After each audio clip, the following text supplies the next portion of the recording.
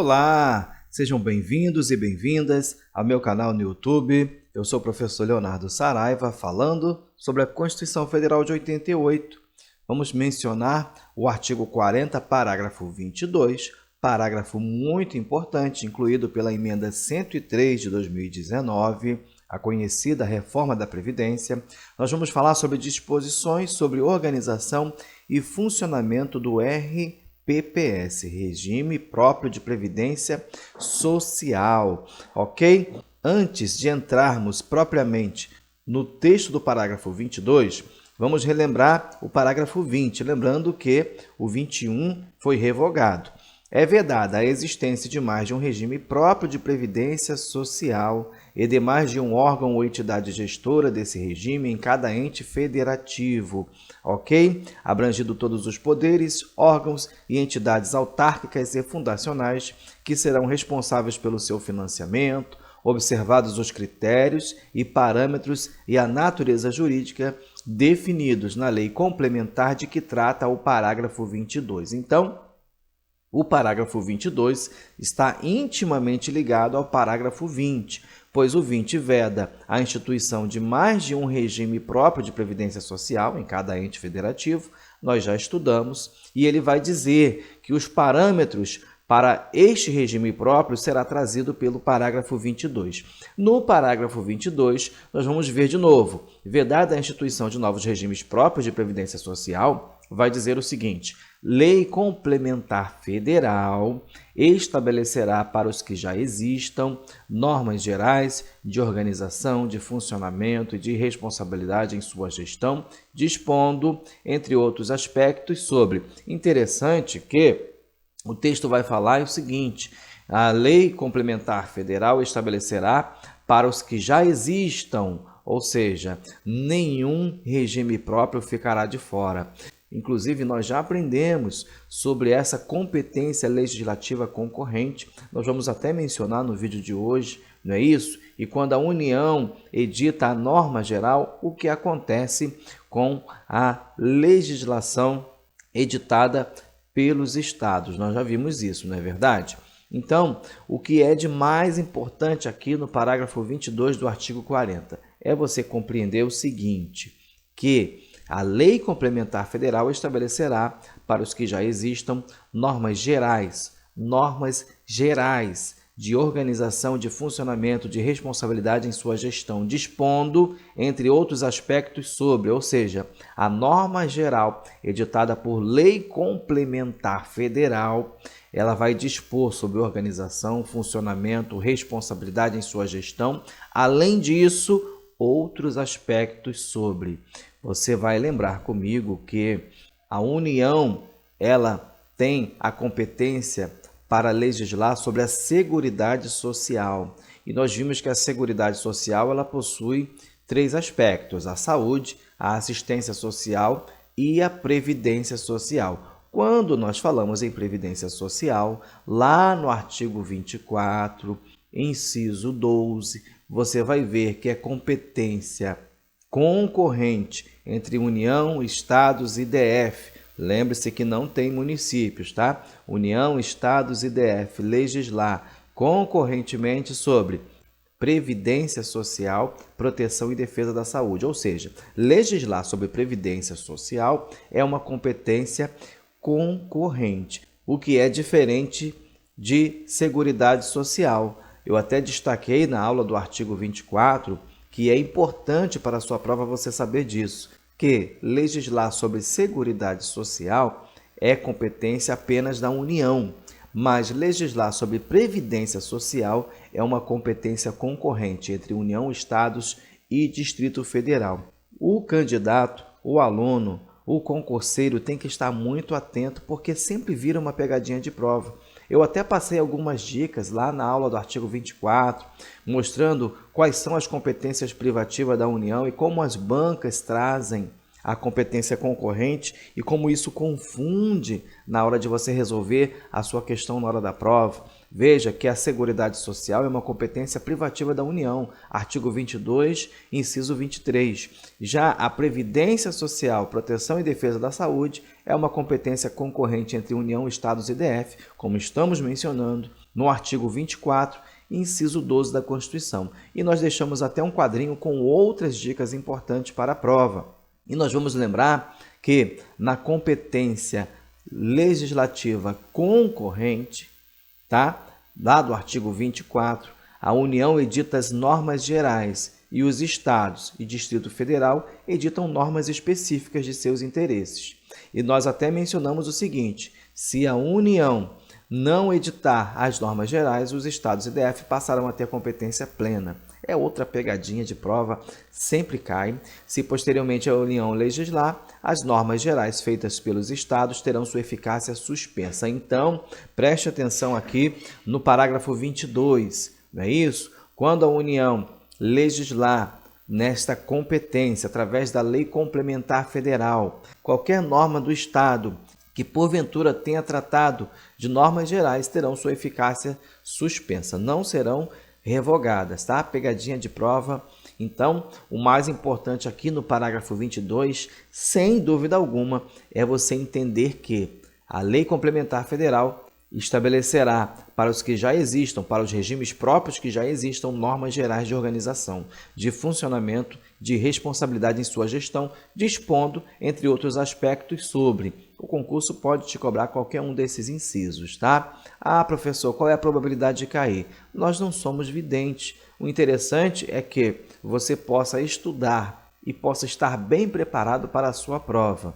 É lógico que essa correlação com o artigo 24, ela é importantíssima. Pode ter certeza que virá uma questão de prova nesse sentido. Como será a questão? Só o tempo vai nos mostrar. Interessante aqui é que, além desses aspectos, além da norma geral trazer a organização, funcionamento e responsabilidade em sua gestão, ela vai dispor também sobre requisitos para a extinção e consequente migração para o regime geral de previdência social, ou seja, no caso de uma extinção de um regime próprio de um município, por exemplo, essa norma geral tem que trazer também os requisitos para a migração para o regime geral de previdência social, certo? No inciso 2, o modelo de arrecadação, de aplicação e de utilização desses recursos. Veja que, muito embora os entes federativos tenham a sua autonomia para dispor sobre a matéria, é necessário que haja um modelo para que não fique muito diferenciado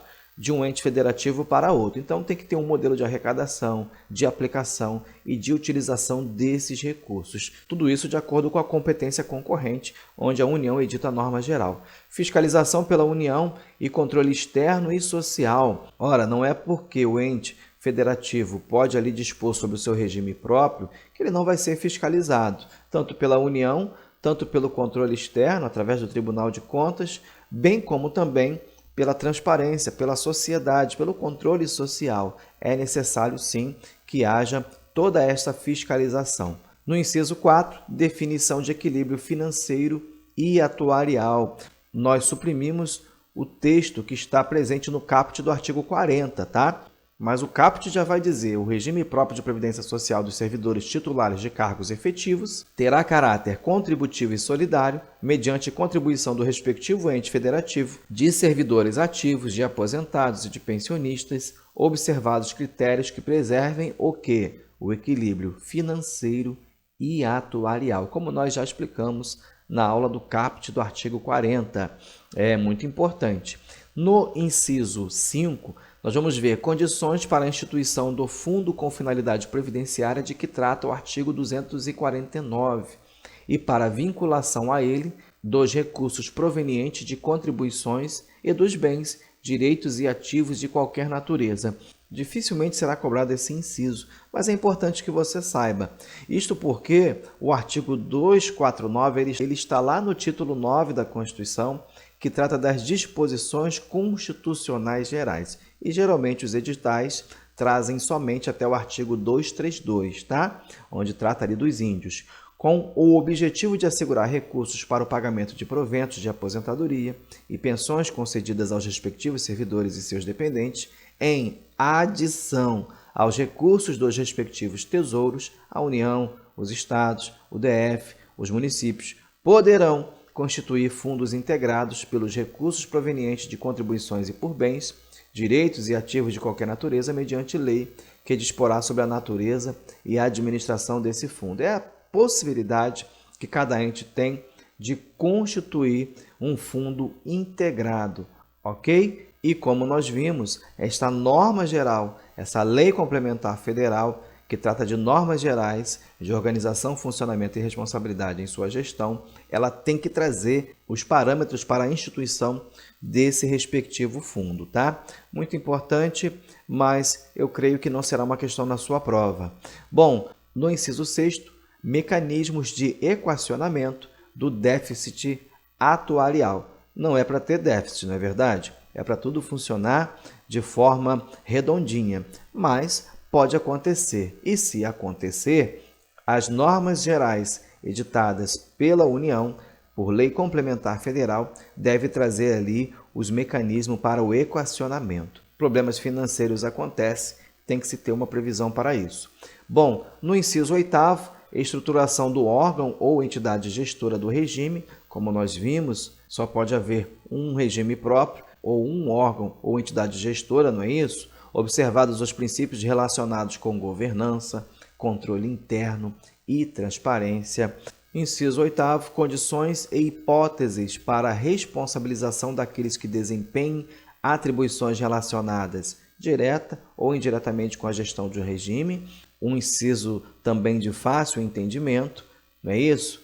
Acredito que questões ventiladas aqui nesses incisos, elas vão ser basicamente texto de lei, ok? Condições para adesão a consórcio público, muito importante também.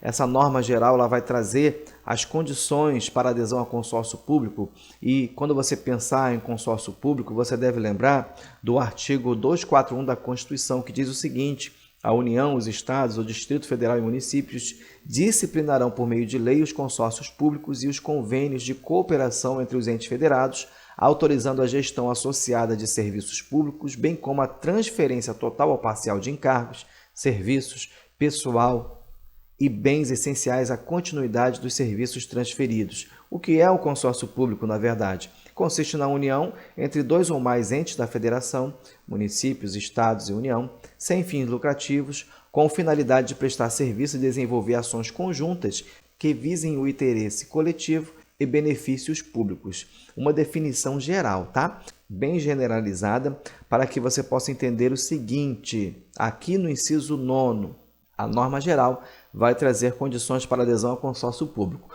Pense num município bem pequeno, em que, muitas das vezes, a solução para um regime próprio seja justamente esse consórcio entre outros municípios e, por que não, talvez com o Estado.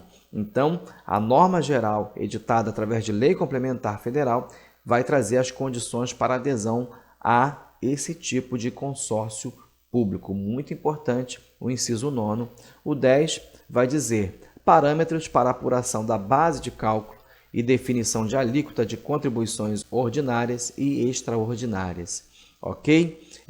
Se não houver um parâmetro, se não houver uma definição de alíquota, certamente cada ente federativo vai fazer de uma forma e as coisas não vão andar nos eixos, não é verdade? Então tem que haver um parâmetro sim, tem que haver uma base de cálculo, tem que haver uma definição de alíquota para que essas contribuições ordinárias sejam realizadas e também as extraordinárias, caso sejam necessárias. Muito bem, está aí o parágrafo 22, lembrando que, de mais importante, nós falamos no início, a correlação dele com o artigo 24 da Constituição Federal, dicas importantes lhe foram dadas, atenção às questões de concurso, não é isso? Mas, principalmente, faça a leitura do texto. A leitura do texto é imprescindível para qualquer prova, para qualquer concurso. Muitas das vezes, as questões de concurso vão vir em cima da literalidade. Atenção, atenção e atenção. Ok? Próxima aula, artigo 41, estabilidade dos servidores públicos. Chegamos ao fim. Se você gostou, curta, compartilhe, se inscreva no canal e Deus abençoe você.